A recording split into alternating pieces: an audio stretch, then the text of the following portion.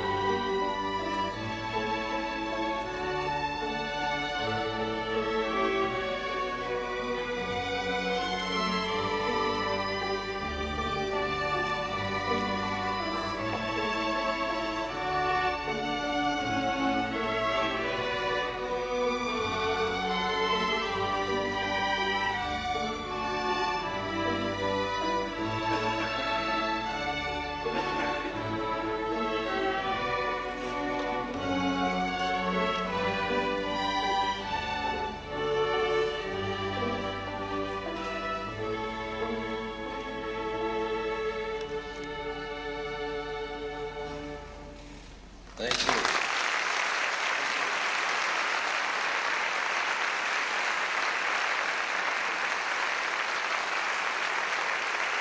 Just a minute, Mr. Tackett. We are really blessed at North Penn High School that we have so many different groups who do so many wonderful things. We like to show them off when we have the occasion. And I learned something again tonight, as I usually do when our youngsters are performing. The four folks, these four young people in the back, with their violins in their hands, were picking it like it was a guitar. Did you notice that they were doing that without the bow? I've not seen that before. Thank you for educating me once again, Mr. Tackett. Thank you, young folks.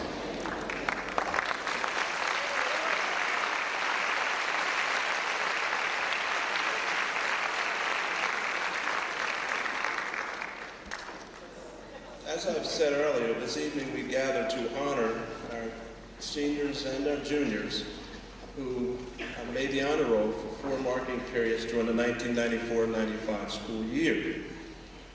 Each year we have this affair.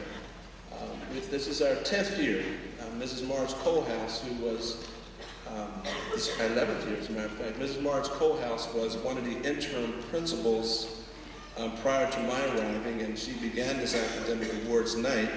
And this is the 10th year of this event, and we're really excited to continue that tradition. We choose for speakers for this evening graduates of North Penn who are doing well in their field of endeavor, and we continue to get excellent folks to come to the podium and speak with us. We also ask that people who are still here, who were part of our speakers' life at North Penn High School, to introduce them. And we are doing the same tonight. Mrs. Selma Robinson will introduce Mrs. Henry, and Mrs. Robinson was the captain on Mrs. Henry's swim team when she was coaching here at North Penn, and Mrs. Robinson also was the coach who succeeded Mrs. Henry here at North Penn.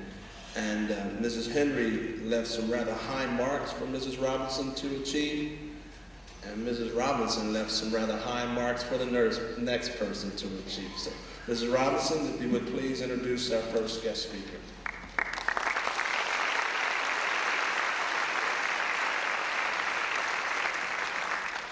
Welcome, and especially to my class of 1976 seniors. Finally, we're 96, excuse me. Finally we are seniors. I'm in a 20-year time warp here. Forgive me. It takes me great pleasure to introduce our first guest speaker tonight, Patricia Henry. A former graduate of North Penn High School and Gettysburg College, Pat started her professional career here at North Penn in 1971 as a health and physical education teacher. She was the first ever girls cross-country and swimming coach at North Penn. In 1979, her swim team won the PIAA State Swimming Championships. She was named Teacher of the Year in 1978 by the North Penn student body. In 1980, Pat left North Penn and became the Assistant Director of Athletics at Harvard University. Assuming more responsibility in 1982, she was promoted to the Senior Associate Director of Athletics. She is currently responsible for all the men's and women's athletic teams at Harvard, the scheduling of all 41 sports, and the coordination of recruitment of student athletes. Pat is also a member of the Board of Trustees at Gettysburg College, and in 1993 led a symposium at Harvard on disordered eating and the woman athlete. Over the last 20 years, Pat has had a strong interest in the history of the Olympic Games and has become extensively involved in many aspects of the Olympics. In the past, she has served as an international delegate to various Olympic academies, served on the U.S. Women's Olympic Rowing Committee, and was co-coordinator of the East Coast Soccer Tournament for the 1984 Olympic Games. Her most recent responsibility is chairing the Education Committee of the USOC. In her spare time, and yes, she apparently has some spare time, she most recently earned a graduate certificate in landscape design at Red Cliff College. I personally have benefited from my association with Pat since the age of 10 as my former coach and mentor. I'm excited that she was able to take time from her very busy schedule and come back to North Penn to share her experiences and wisdom with us tonight. And I am very honored to introduce my friend, Patricia Henry.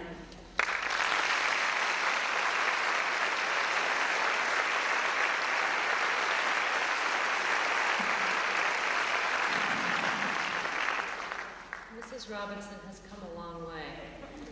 In the class of 1966, oh my goodness, I'm a decade less. The class of 1996, you're very fortunate to have her as a person who is helping to lead you.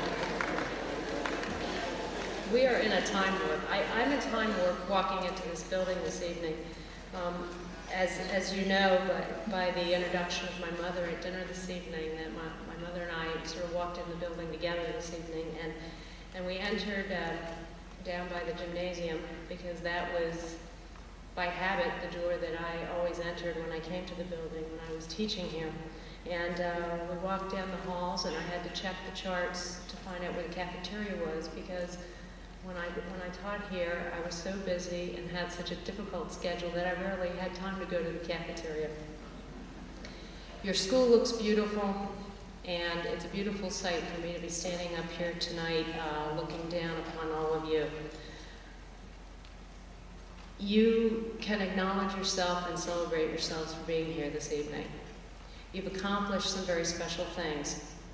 And tonight, while my mother and I were waiting for the affair to start, we were sitting out basically by the bus circle, another sort of favorite old spot of mine.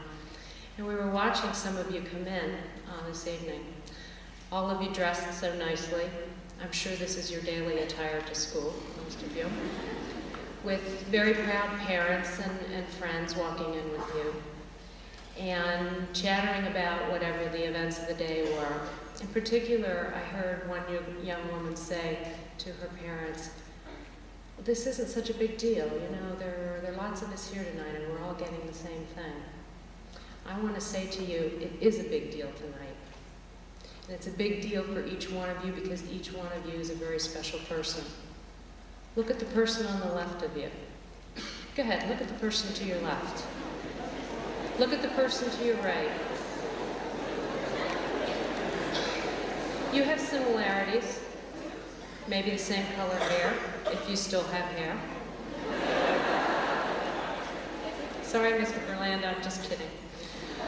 Some of you, that was a joke at dinner tonight. Please don't take that out on him.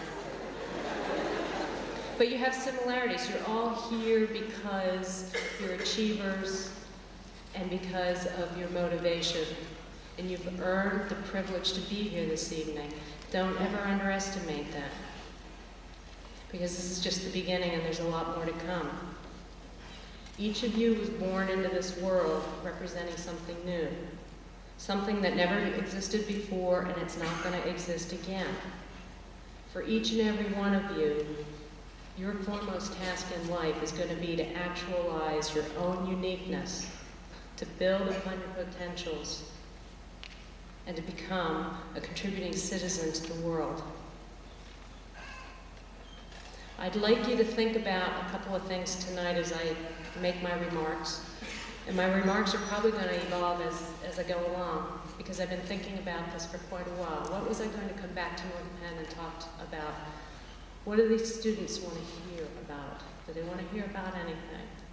Well, I want to talk about your own uniqueness, your own specialness, all that you are made about, and about what life is kind of like. And I'd like you to think about life as a process, because there's two things about life we know.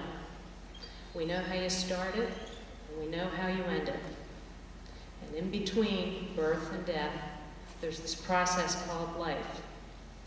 And however that evolves rests on your shoulders and nobody else's. You are responsible for it entirely. And what is happening to you now during your years, during your high school years, is that you're building a base for what's going to come down the road. You've already spent 15, 16, 14 or whatever years building a base to get to this point. And from this point on, it doesn't get any easier, it just gets a little bit more interesting. I'd like to share with you some reflections as it relates to my time at North Penn and what I'm doing now in Cambridge, Massachusetts. And then I'd like to make a few quick observations. When I entered high school many, many years ago, and I won't even start giving years because I'm in such a time warp this evening, you know, I experienced some of the things that you're experiencing. It was a different time and a place, different economy, but there were some similarities. I absolutely loved school. I didn't love all the work, but I loved school. I loved the culture of it. My friends were here. This was my home away from home. It's a very special place. I laughed here, I cried here, I succeeded here, and I failed here. And I imagine all of you have felt those things. I lost my father when I was in high school. I didn't lose him through separation or divorce. He died. He left. And I had to come back to school the fall after he died to face my classmates and deal. And I did. But it was a defining factor in my life with my family and my life as it was with me. I know some of you are dealing with some of those issues. I had some great teachers and great coaches here. Sports became a really important part of my life, early in my life. It was my father who introduced me to sports. He thought it would be something that would be good for me and give some balance to my life. And it's very interesting because sports has really kind of led me to this point where I am today. But I found great friendships. And those high school years, for me, as they are for you, became a base upon which that process of life proceeded on for me. Everything you do today is building for what's going to happen to you tomorrow and how you're going to deal with events tomorrow. College was much the same experience for me as high school. I loved it, I embraced it, and some of my best friends today are friends that I made during those college years. I played sports, I was passionate about them, and I engaged in a multitude of activities that gave me some balance, once again, as it related to studying, sports, social and cultural parts of my life. Again, teachers and coaches were a really important part of my life in college and helped push me in a direction as it related to what I'm doing as a career. I know this number is correct because Mr. Carroll told me this number was correct this evening. But 25 years ago, I walked through those same gym doors that I walked through tonight. It was the first year that this building was open. And for me, it was a homecoming of sorts. This wasn't the building that I went to high school in, but it was the building that housed the culture and the faculty and what was North Penn High School, only in a new environment. I remember my first encounter in high school. It was the day I came in for an interview. And the person who was interviewing me brought me over here and took me to the pool because they were looking for someone who could teach aquatics. And I met Mr. Carroll that day. He was brand new, hired, smiling, nervous as heck because as you looked in the doors, there was a big hole in the ground, half-tiled, grout, dust, paint all over. And what you could read beneath his smile, his greeting smile, was, is this thing ever going to be ready for the doors to open in September? And one thing we didn't know was all the fun we'd have that year trying to turn the green water to blue. It took a year. My 9 years at North Penn helped me to lay the base for what was to come after that. It gave me an opportunity to come back and be on the other side of the fence, so to speak. I was now one of the teachers. That was a shock. I was no longer a kid. I had real responsibilities. And the students' education was my responsibility. That was a shock. It also gave me something else very important, and if there's one thing I leave for you, it's this. It gave me a chance to come back to a community that had nurtured me and helped me move on. It gave me the chance to come back and to give back to this community.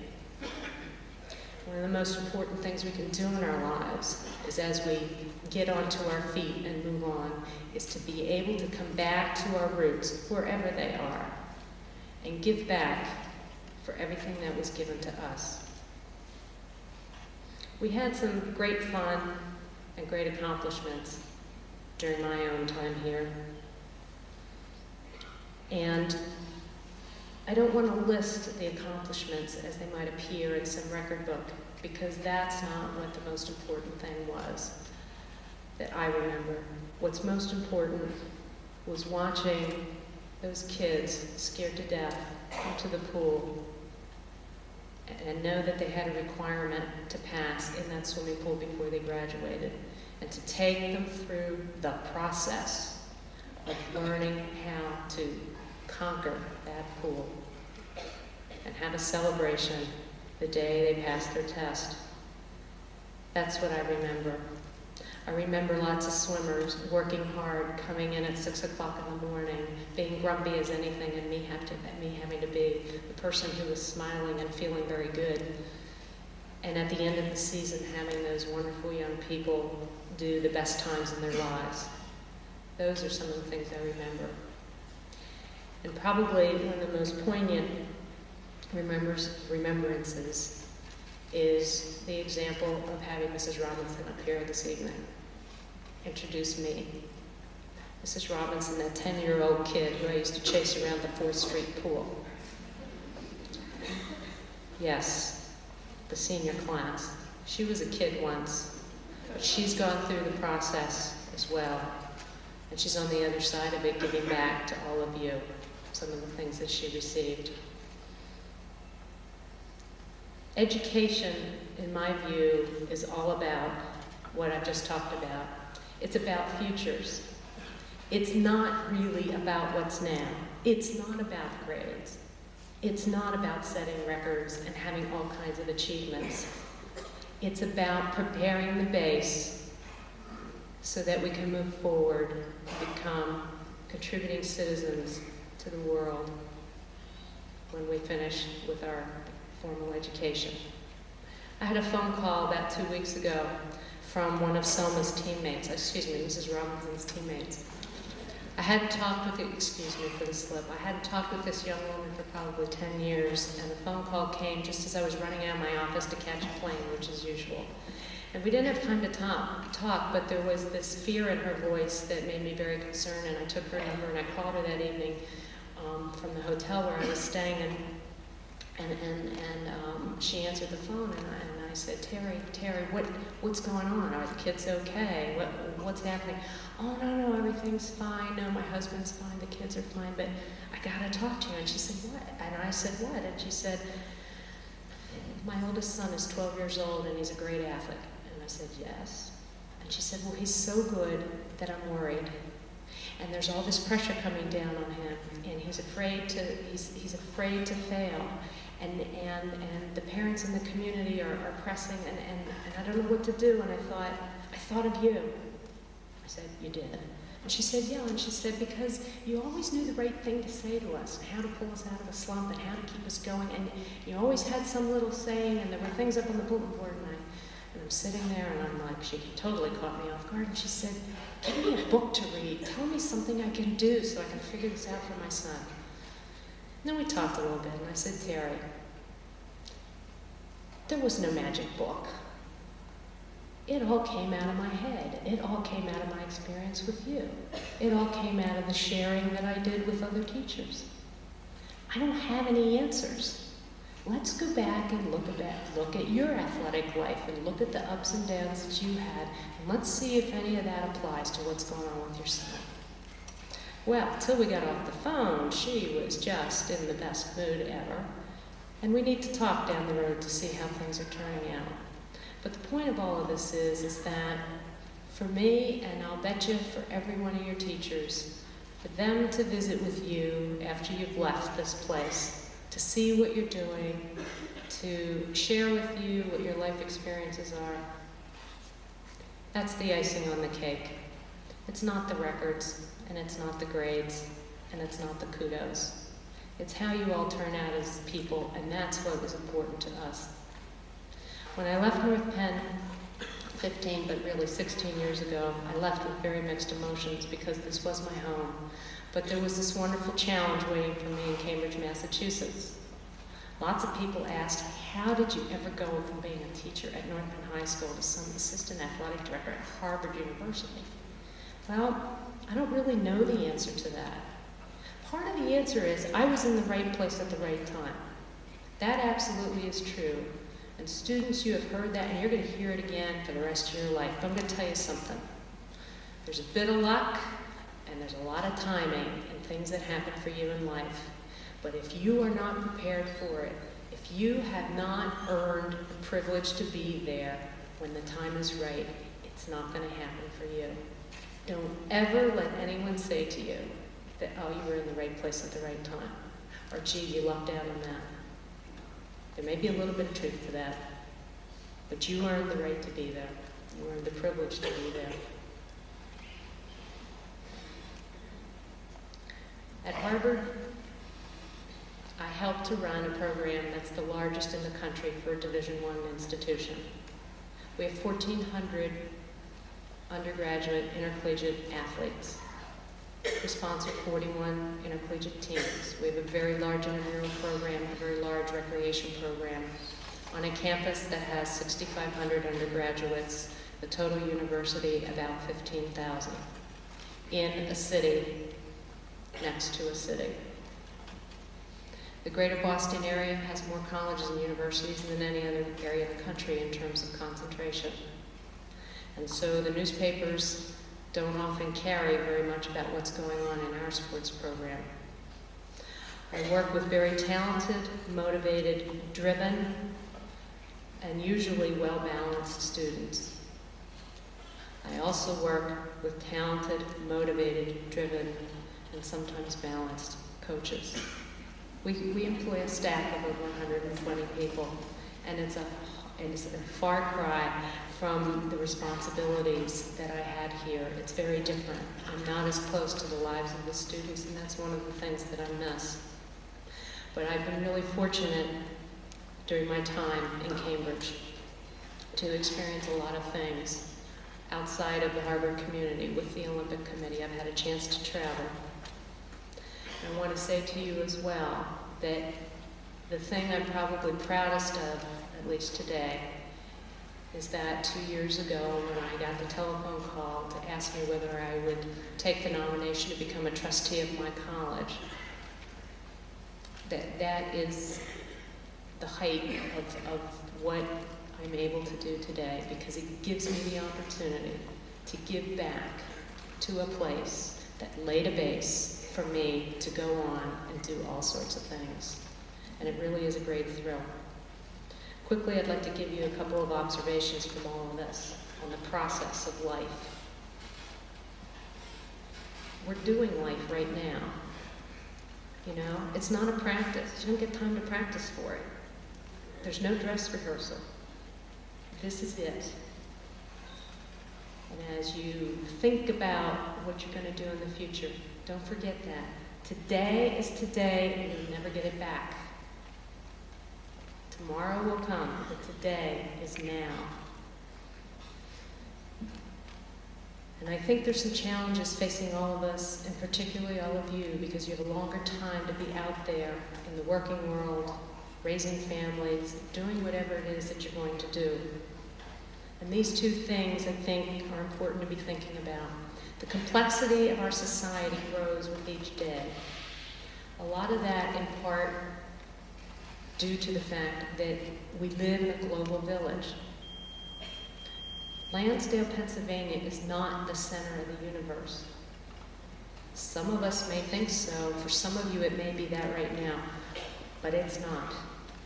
In your backyard is the rest of the world. And I'll tell you what really kind of clued me into that was that 2 years ago I had the opportunity with the Olympic Committee to travel to Taiwan. I was there for only 4 short days. And as I traveled around that tiny island and sort of reviewed the history of why that island exists, I had the opportunity to really witness an incredibly growing economy. There's so much currency in that country, it's mind-boggling. Lots of $100 bills in people's pockets. Lots of industry, and they're destroying their environment. It's one of the most polluted places on the face of the earth. And as I had the opportunity to listen to people and watch television, what I saw was not news about Taiwan, but news about the rest of the world, in Indonesia, Thailand, Singapore, Japan, mainland China. And the industry and the power generated by that industry that was happening in that part of the world. And the ironic thing for me was that I had just come from the United States. Congress had just passed the NAFTA agreement, which opened up trade between North and South America more openly. And it was such a big brouhaha here.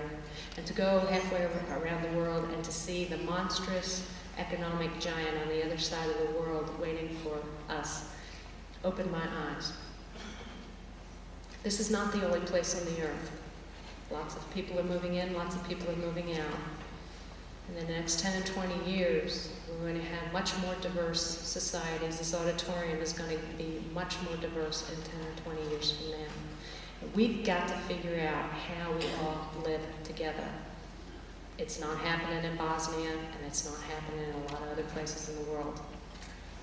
And the second challenge you're going to meet, us oldsters are going to meet it too, but you're going to have it for longer, is the cusp of technology and what is happening today. This is your opportunity to get the basics. I know a lot of you are doing that. Take advantage of every opportunity you have to learn about technology and what it can do for us, because our lives are going to be very different in 10 or 20 years from now.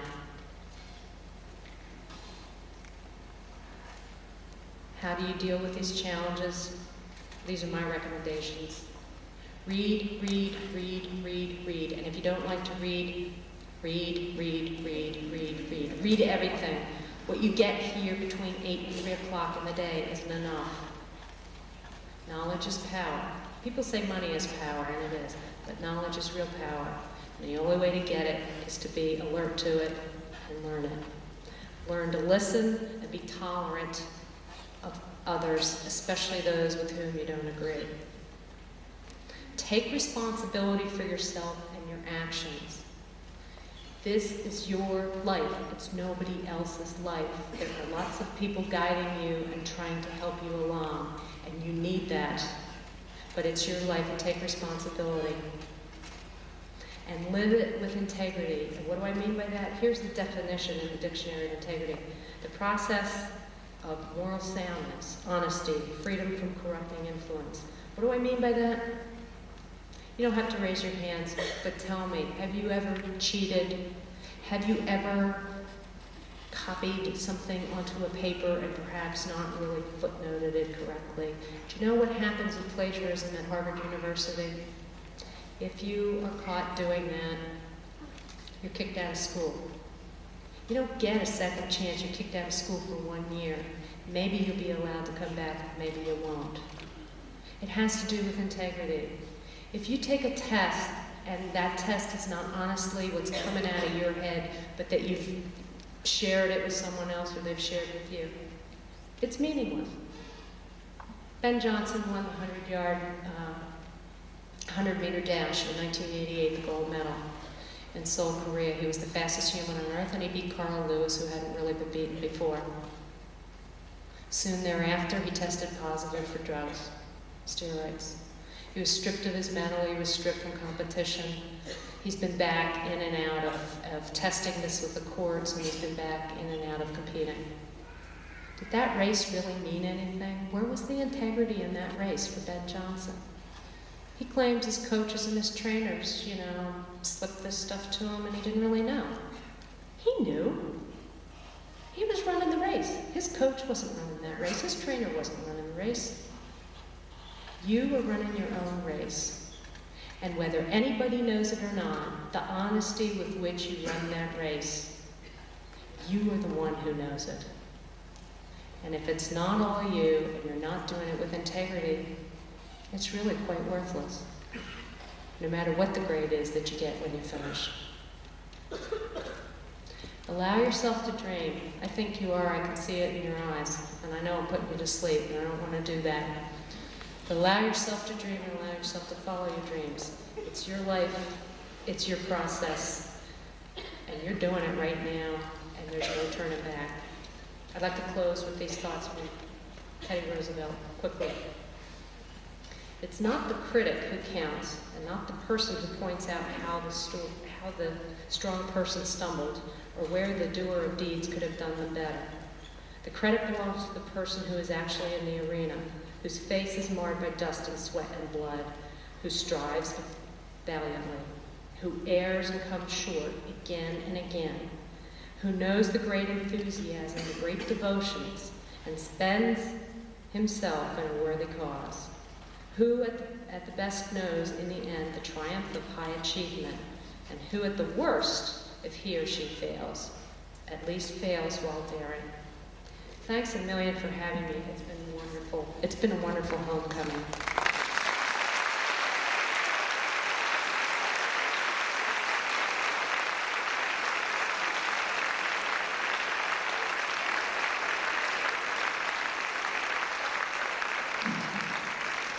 Thank you very much, Mrs. Henry. At one point when you were speaking, you said that you had spoken to Terry, and that you said that you told Terry that what you did when you had her on your team didn't come from a book, but came from your head. I should say to you, and I'd like you to take this back to Harvard with you, is that based on what I've heard from the folks who know you here, and based on what I've heard from you this evening, I think it would be fair to say that in addition to what you used to say and still say comes from your head, I think it also comes from your heart. And that's to your credit, and we're very proud of you here in North Penn. Thank you very much.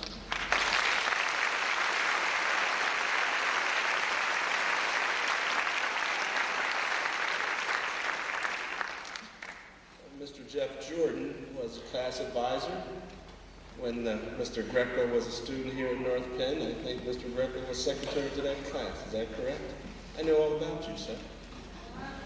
Mr. Jeff Jordan, would you please introduce our next guest speaker?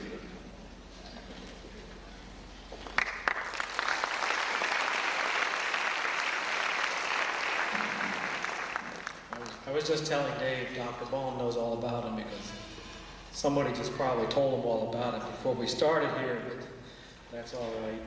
I was greatly pleased when I was asked to introduce David Greco to you tonight. As mentioned, I was the class advisor for the class of 1985, and it was definitely a different group of people. And I remember David and the other officers, they came to me in the spring of, I guess it was the fall of '84, and they said, we want to bring Hall & Oates here in concert. We think we can line them up and bring them in and get about 3,000 people in the gymnasium and have a concert. And being the wise advisor that I was at the time, I just looked at him and said, sure, go ahead, do it. Expecting full well that they'd come back in the spring and say, well, we couldn't do it. And they would have left me alone from it the whole time. And then, but they surprised me, came back, and sure enough, in the spring of 1985, we had the Hall & Oates here in concert, put 3,000 people in the gymnasium. And David was the secretary of that class, and he's gone on since then to use the same drive and stamina after he left here. He went on to Drexel University, earned his BS in history and political science there, went on to Villanova University, and received a master's degree in political science, concentrating in American government. He was also a graduate assistant while at Villanova University, using the things that he had learned here and at Drexel. He currently is a first lieutenant in the Air Force Reserve, and he is right now the director of program services for the Horatio Alger Association of Distinguished Americans. And I promised him I wouldn't say too much because you never know what you're going to say in an introduction will end up taking away from the speech. But the Horatio Alger Association of Distinguished Americans is a nonprofit educational organization that strives to motivate and educate our nation's young people to the promise of America, the economic and personal opportunities afforded them under our free enterprise system. And being the director of that, I think, is a fully appropriate reason to have him here to speak to you about the opportunities that lie ahead for you. David?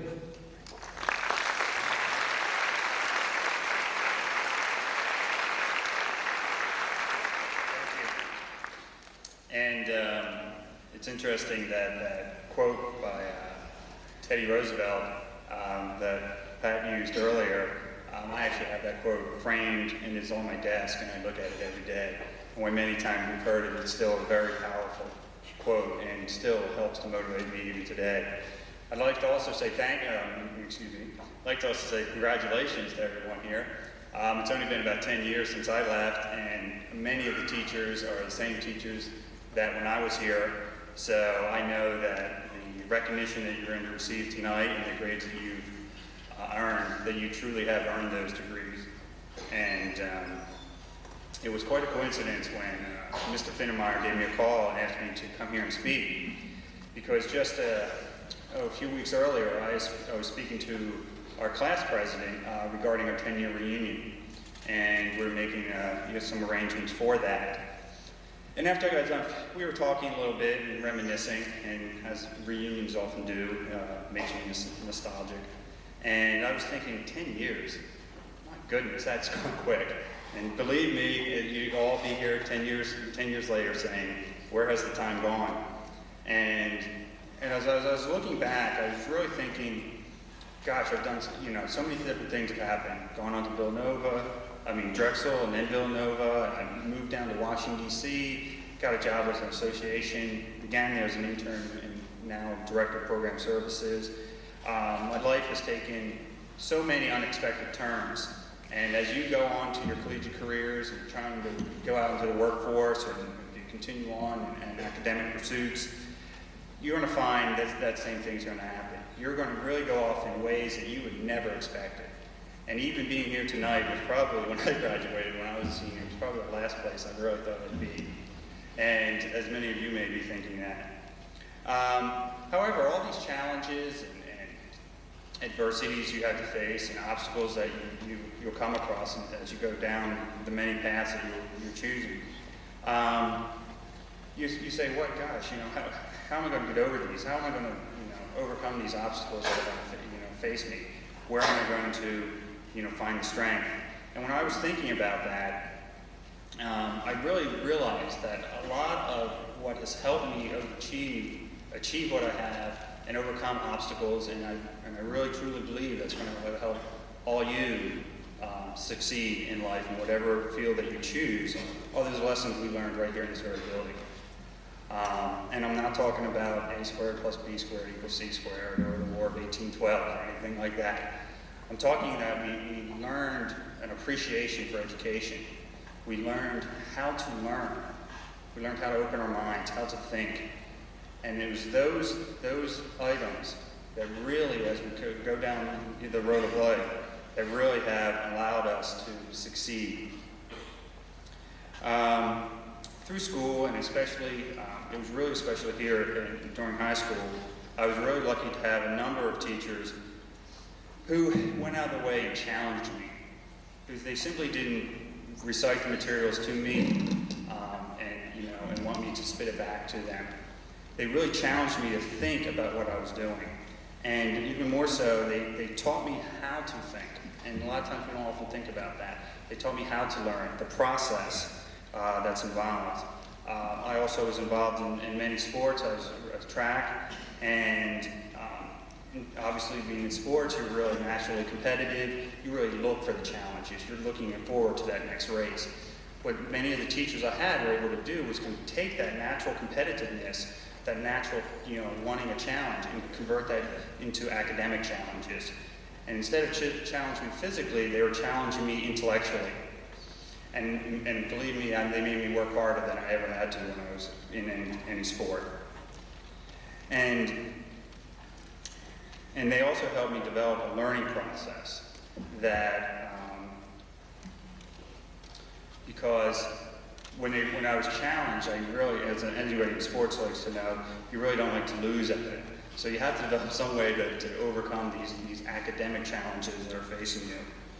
And they taught me how to evaluate options, how to determine the correct choice. It's amazing, it's very interesting, and oftentimes as children we're told to don't ask why, or the answers to our natural curiosity is, well, just because, or that's the way it is. I was extremely fortunate that my teachers made me ask why. They not only did they encourage my natural curiosity, they demanded it. And that I feel extremely lucky. They forced me to reevaluate often my simplistic answers or theories, and disregard the weak ones and really develop stronger, better arguments.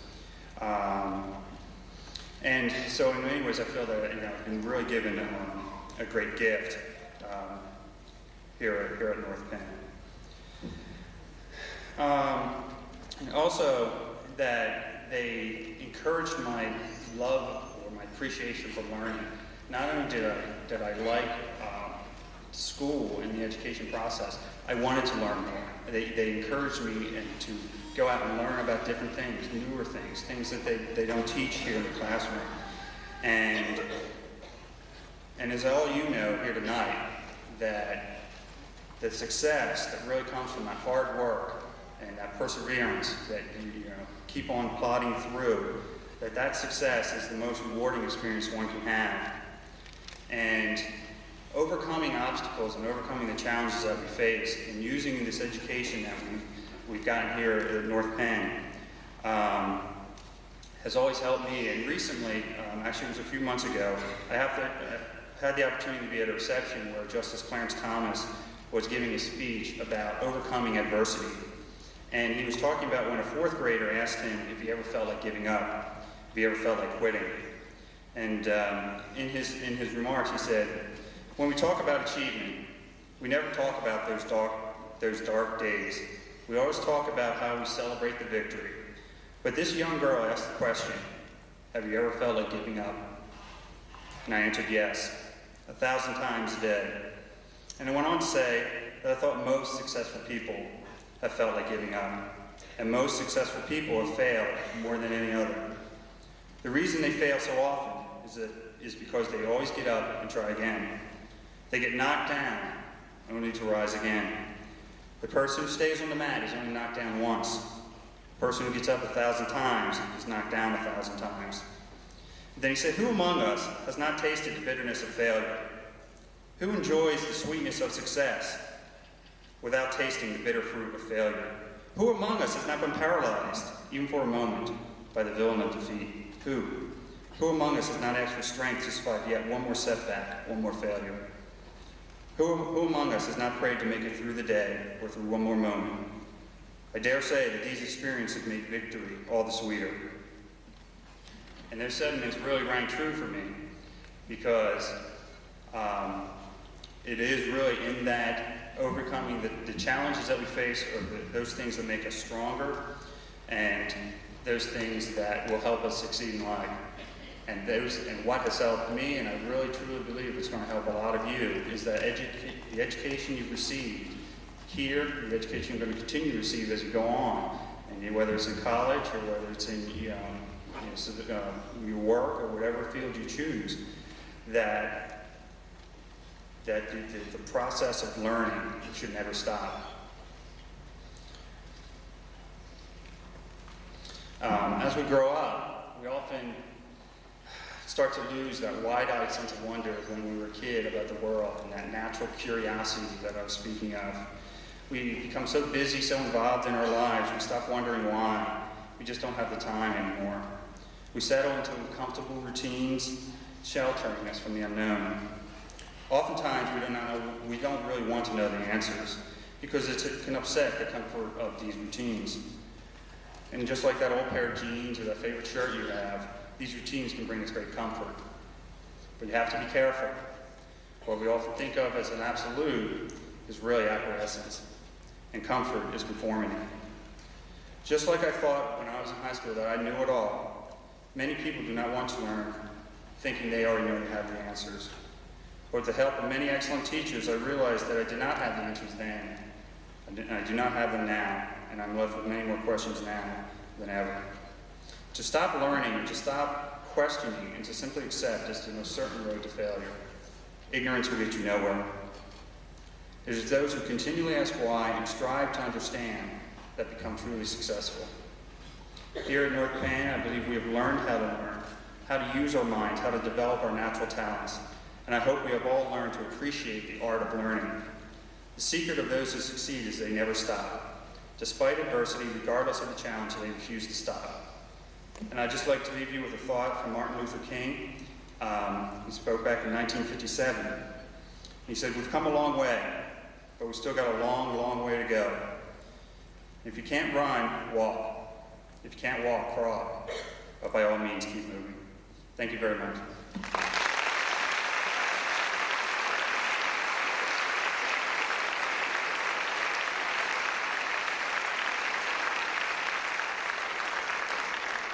Thank you, Mr. Greco. You give us much reason to rejoice and to be proud of you.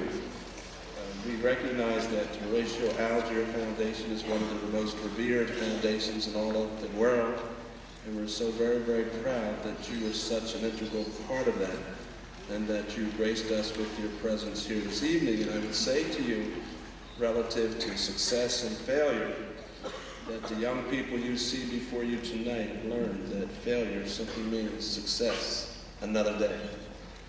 And that we challenge them that way, and this group has certainly been up to that challenge. On behalf of the faculty and staff sitting to my right this evening, on behalf of the parents, relatives, and friends, and students here this evening, we'd like to say thank you to Mrs. Henry and to Mr. Greco for gracing us with their presence this evening. Thank you so much to both of you.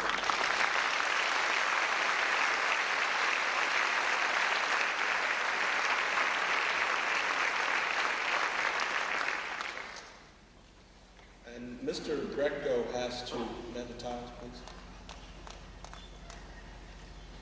I'm trying to be cool here. Somebody give me those tiles. Where are the tiles? The tiles, I'm waiting for the tiles, I'm waiting. The tiles are coming, the tiles are coming, the tiles are coming.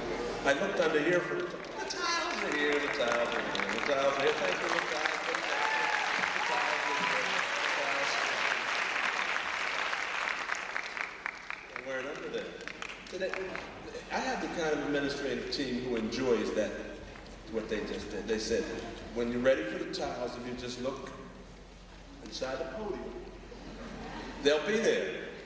Well, I looked inside of the podium, and the tiles weren't there. That's okay, though. The tiles are here, the tiles are here. And if I'd asked, Mr. Greco has to catch the last train from Lansdale to Washington this evening, and the last train from Lansdale to Washington leaves very shortly. We don't have one of those midnight trains from Lansdale to Washington. I'd ask that Mr. Greco and Mrs. Henry please come forward and accept this token of our appreciation for you being here. This is the academic plus activities plus athletics tile that each student many of our students receive in the spring of each year. We give awards for those students who have excelled at a national, international, and regional level. And we would like to present each of you with one of these North Bend High School AAA tiles.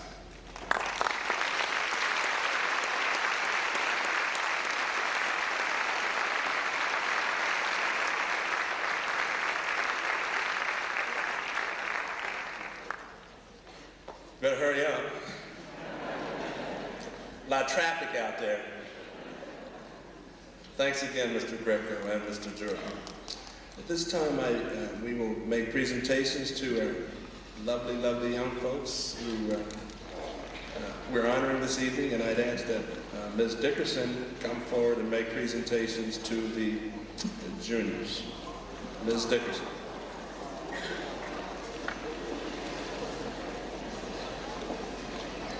Thank you, Dr. Baum. The criteria for students receiving tonight's award are that each has earned honor roll or distinguished honor roll status for the 4 report periods during the 1994-95 school year. First-year recipients earn a certificate for their achievements. In their subsequent matriculation here at North Bend High School, recognition for academic success will merit various forms of awards. I'd like the recipients to line up by row, if you will. The row A will line here. Thank you. In the order in which you sit, please.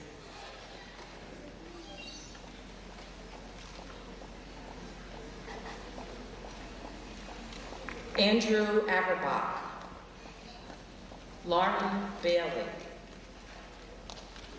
Susan Baker, Amy Barbone, Stephen Bassman, Gabrielle Bellino, Linka Baranova, Stacy Blasco, Karen Bleakley, Kristen Brunette, Catherine Campbell, Melissa Kasser,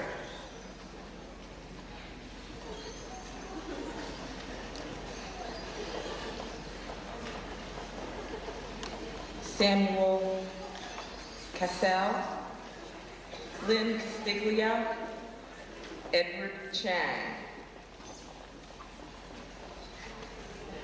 Christina Clayton, Anthony Paul Antonio, Douglas Curran, Timothy Dahl, Lindsay Davis, Brad Delmuto, Catherine Downing, Megan Driscoll, Megan Ferguson, Dana Farrell,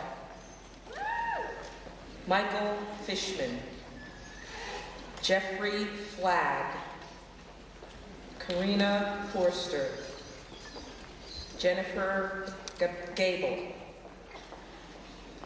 Elizabeth George, Louis Giuliano, Sean Goldberg, Heather Gorman, Carl Gottlieb, Jennifer Gravish, Catherine Green, Jamie Gresh, Heather Hagans, Aisha Hamid, Lauren Hansen,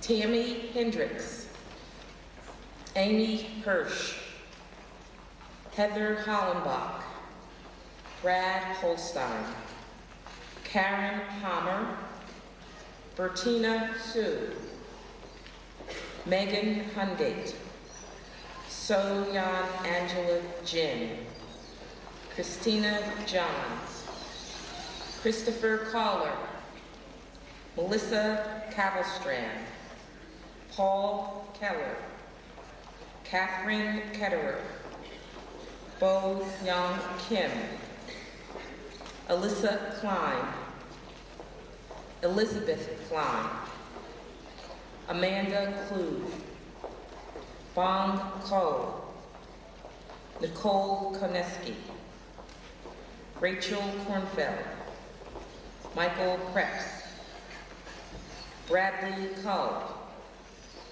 Andrew Lanzone, Brian Lasorsa, Lynn Lee, Carolyn Lee, Jill Lehman, Melissa Leister, Erin Lesher, Loretta Lewis, Gregory Lindbergh Jr., Gregory Leffler, Eric Lapotin, Asher Laverty, Khalil Justin Martin, Tracy Mack, Jamie Mayers, Elizabeth McCarter, Jill McDonough, Christopher Michalis, Kyle Moody, Jin Moon, Daniel Morris, Jennifer Morrow, Erica Monkwitz, Olivia Nanovic, John Wynn,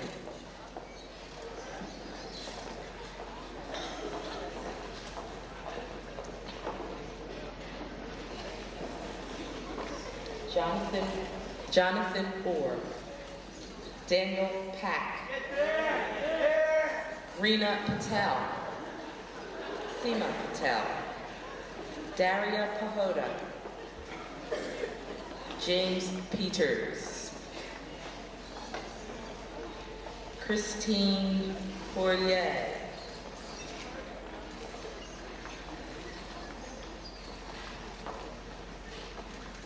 Sean Rodolini.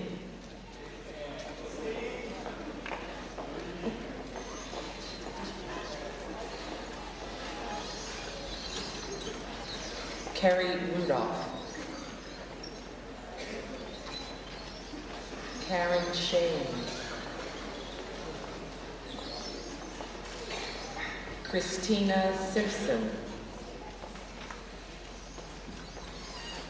Aaron Skoglund. Jillian Schlachter. Jennifer Smith. Tracy Smith.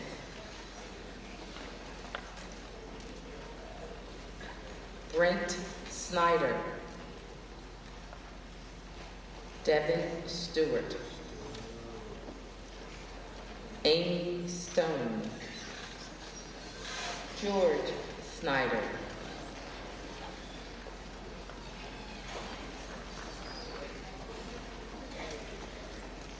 Samantha Swangler. Fong Cam Ta. Ray Tanous. Maya Tatum. Michael Takor.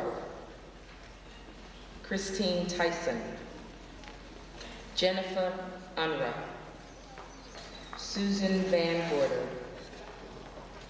Radha Vankwala. David Varney.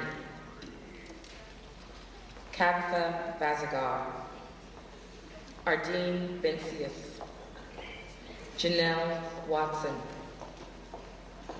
Jessica Waywell. Daniela Wilderman. Tricia Williams. Kimberly Yost. Laura Zadell.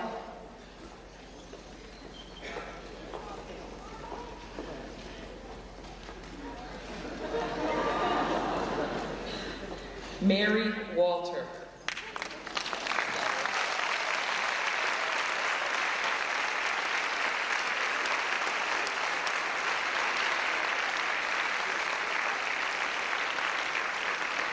Congratulations to the recipient.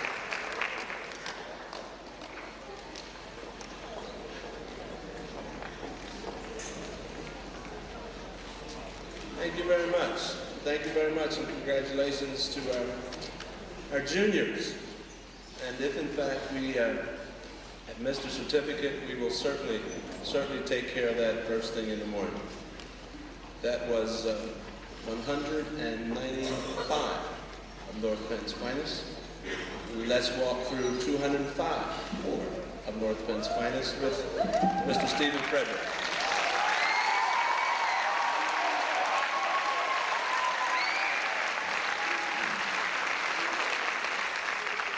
It is my privilege as the administrative liaison to the class of 1996. On behalf of the administration, staff, and faculty, to welcome the recipients this evening. The seniors saw what a great job the junior class did in coming up on stage. The challenge to the seniors is to do as good, if not maybe a little better, but we're switching directions. We want you to continue to move out the aisles to your left. However, we want you to come up this side. Somebody's got to do it. We're also very happy to be presenting to many of these young people, in addition to the certificate of recognition, a keychain recognizing the fact that 2 years they have achieved this academic excellence. So if we can at this time have the first row of students stand and follow the leader, we will begin.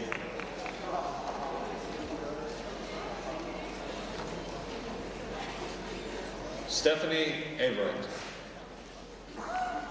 2-year award. Christopher Ayers, 2-year award. Melissa Barnes, 2 years.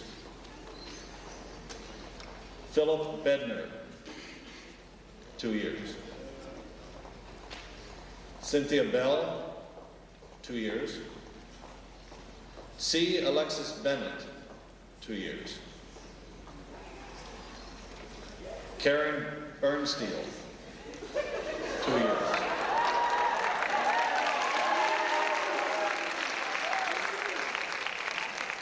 Noelle Betts, 2 years.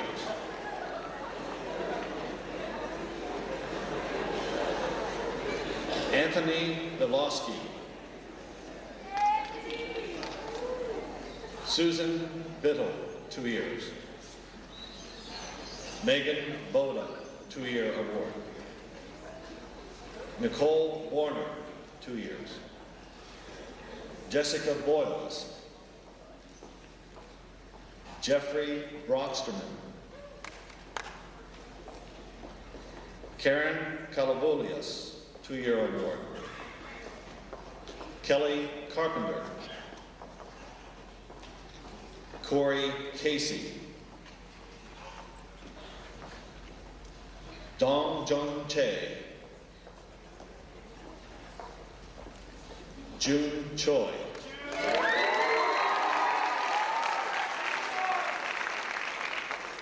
Song Choi. Ashley Claus, 2-year award.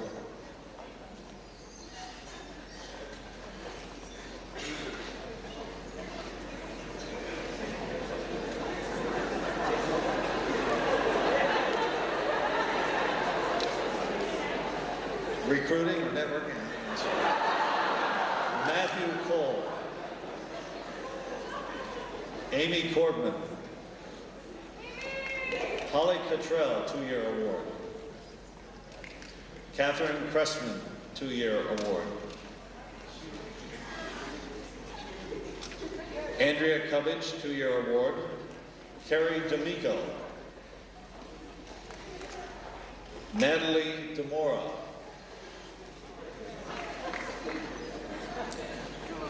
Jennifer Davis, 2-year award.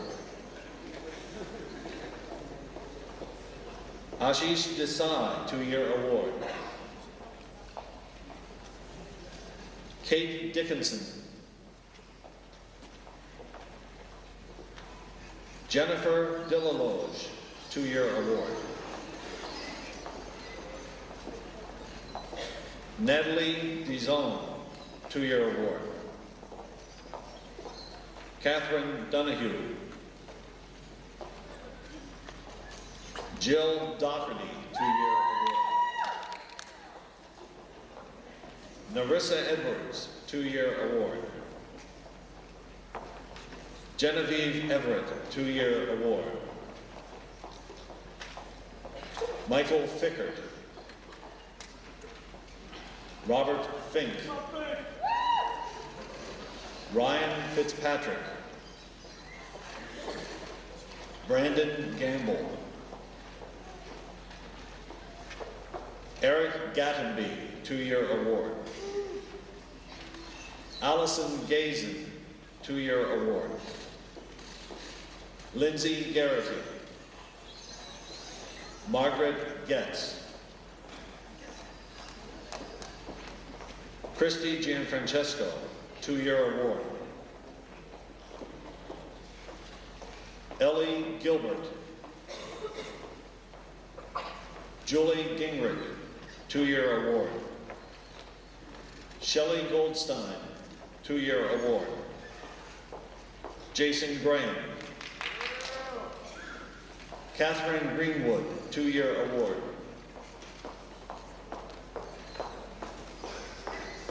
Jennifer Growling. Jeffrey Haig, 2-year award. Rebecca Haynes. Elizabeth Hahn, 2-year award. Michelle Hansen. Amy Haas, 2-year award. Stephen Heckman. Mark Henderson, 2-year award. Melissa Hilbert. Carrie Holloway, 2-year award. Amanda Hosgood, 2-year award. Stephen Houghton. David Housel, 2-year award. Jean Sue, 2-year award. John Hong Hui. Ellen Ingram, 2-year award. Mandy Yastrzemski, 2-year award. Amy Jennings. Sandra Jairosh, 2-year award. Amanda Jones, 2-year award. Heather Jordan, 2-year award. Yael Kaufman, 2-year award. Robert Kennedy. Angela Kibler, 2-year award. Gina Kim, 2-year award. Rachel Cobb, 2-year award. Megan Kratz, 2-year award. Jody Crum, 2-year award. Nandita Koravilla. Sang Lee, 2-year award.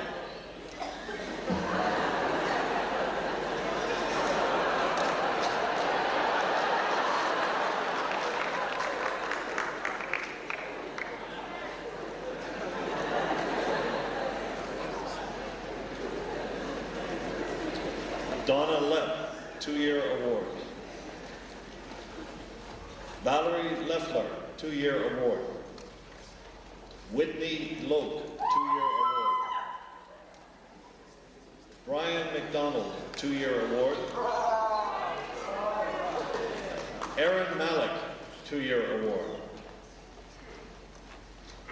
Kathleen Mallon, 2-year award.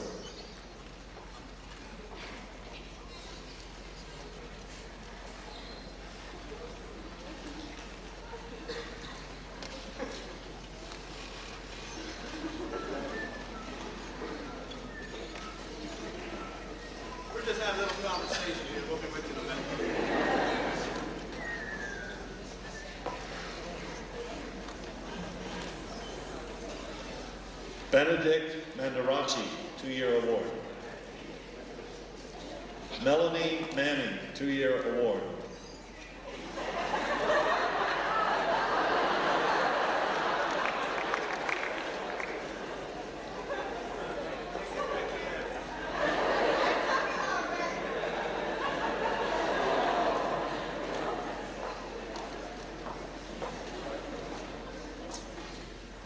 Campbell McCormick IV, 2-year award. Michael McCrae. Tricia McDermott. Matthew McMillan, 2-year award. Merritt McNamee. Robert Mesa. Meredith Methley. Walter Miller IV.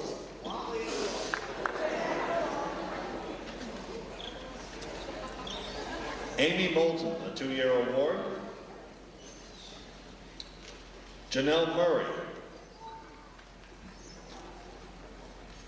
Laura Nazimick, a 2-year award. Derek Neidhart, a 2-year award. Michelle Nisnick, 2-year award. Justin O, 2-year award. Alexis Parker. Avni Patel, a 2-year award. Rakshna Patel, a 2-year award. David Pittman, 2-year award. David Pop, 2-year award. Ryan Quested, 2-year award. Jason Rebholz, 2-year award. Felicia Reed. Stephanie Reiner, a 2-year award. Lindsay Ripke, a 2-year award. Jennifer Rittenhouse, a 2-year award. C. Brent Roberts. Lisa Rocky. Sharice Rogers. Jennifer Sonosinski. Jason Scaife. Susan Shriver, 2-year award. Jenna Schultz, 2-year award. Michelle Seckler. Susan Sinigo. Keith Server. Nidhi Shaw, a 2-year award. Catherine Smith.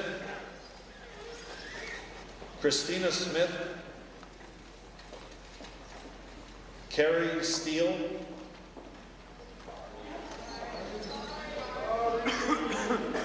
Jennifer Streelman, a 2-year award. Dara Stumpard. Rebecca Swartley. David Sweeney, a 2-year award. Michelle Tacanelli. Scott Tantino, a 2-year award. Lauren Trifoletti, a 2-year award. Dana Ungerman. Robert Vale IV. George Varghese, a 2-year award. Brian Walther. Jason Wardlow, a 2-year award.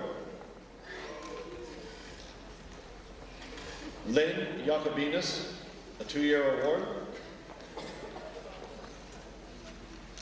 And Carolyn Yin, a 2-year award.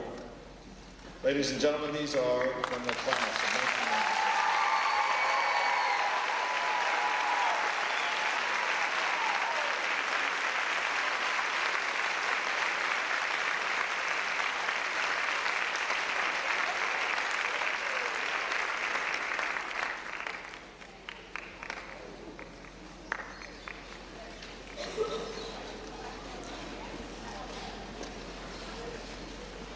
Thank you and congratulations. I'd ask that the students look at their certificates. If in fact you have the wrong certificate, we will make that correction. And if in fact you were scheduled for a 2-year and didn't receive it, we will take care of that as well.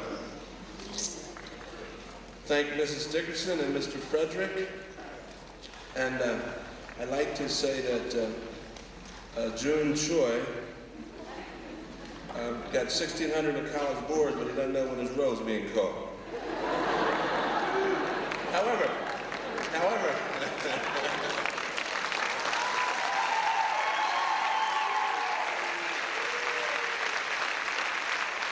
I'll tell you what, though, he did know to stop by and speak to Cambridge, Massachusetts, didn't he?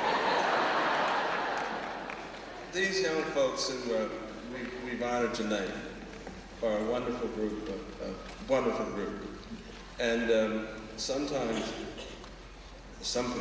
I almost feel that I need to apologize, but then I don't feel like I need to apologize for having fun at what I do, because I believe that if you don't have fun at your work, you should probably find something else to do. And I'm going to have fun as long as I'm principal here. And it's easy to do because your folks that you send us are so much fun to be around and to be a part of and have anything at all to do with, and I enjoy them so very, very much. And I enjoy you for sending such wonderful young people to us. I'd like to thank all of Mr. Finnemeyer and Mrs. Byron, my secretary, for putting this program together this evening. I think it was a very enjoyable one. Mr. Greco, Mrs. Henry, and Mr. Jordan, and Mrs. Robinson, and to all of you for coming out this night, I say thank you and congratulations, and if in fact,